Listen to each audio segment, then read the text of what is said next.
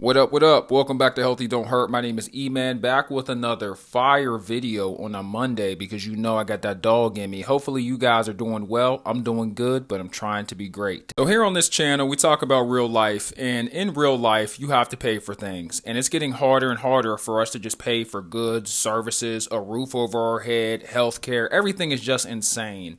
So I recently was watching Donald Trump sit down with NBC News, and he had this to say. Let me ask you about another aspect of the economy, sir, the minimum wage. The federal minimum wage has been $7.25 since 2009.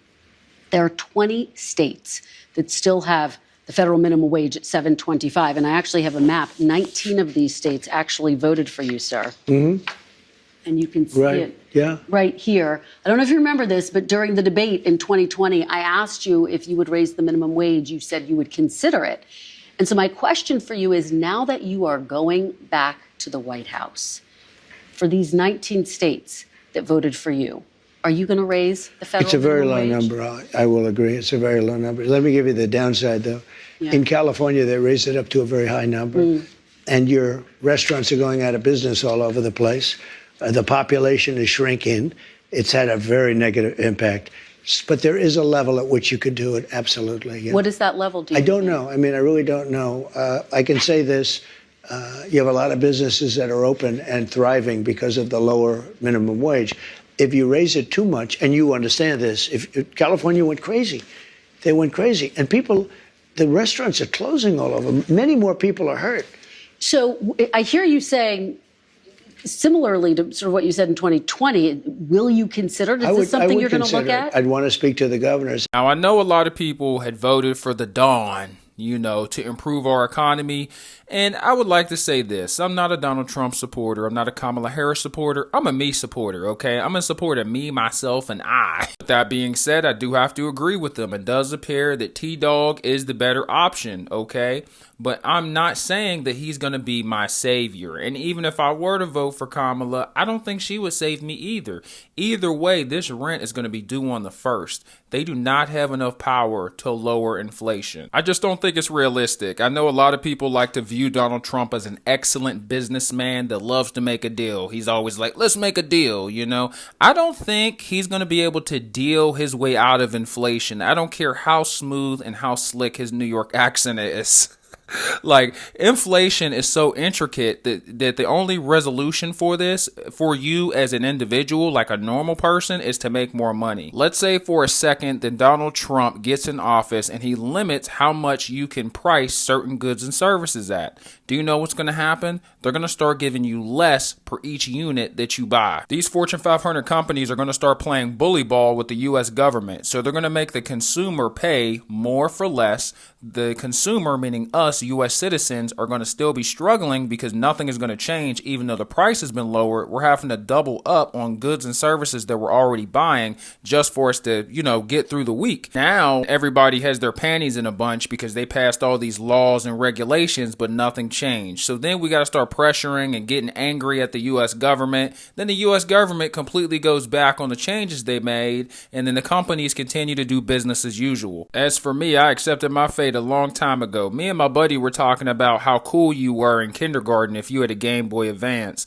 So we were talking about the video game, and then we eventually got to the pricing point because we were wondering how much it cost when it first released. So I did a little bit of research, and as you see on the screen, it was released in 2001 with a retail value of $99. Now that $99 in 2001 is now $170 in 2003. Sweet Jiminy Cricket. If I were to tell you guys that this wasn't concerning, I would be a liar. All right, this is pretty disturbing for me as a father, as a man that wants to be successful, and as a person that just wants to be comfortable, bro. Like, I can't believe that $100 in 2001 is now $170 in 2023, maybe a little higher in 2024 going into 2025.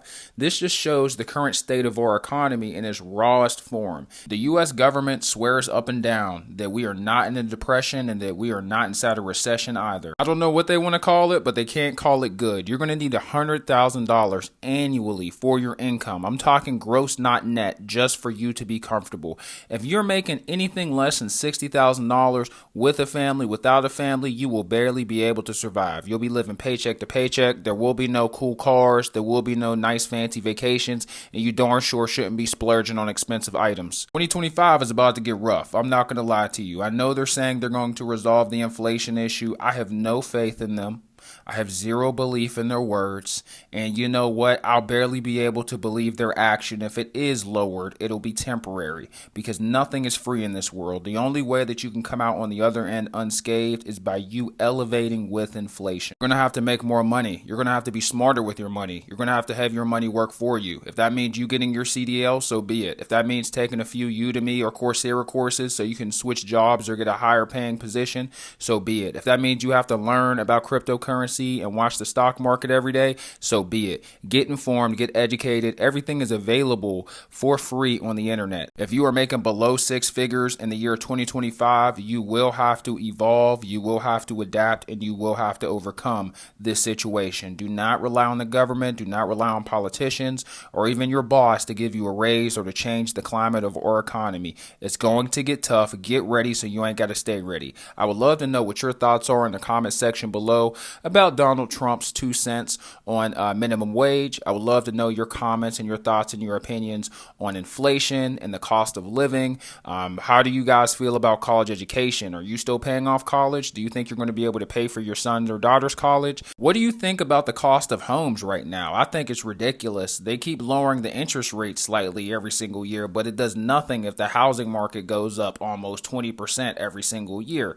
You know, it just seems like we can't stop this avalanche. So the only way is for us just to make more money. Even credit cards are at 30% interest right now, which should be illegal. That's darn near predatory.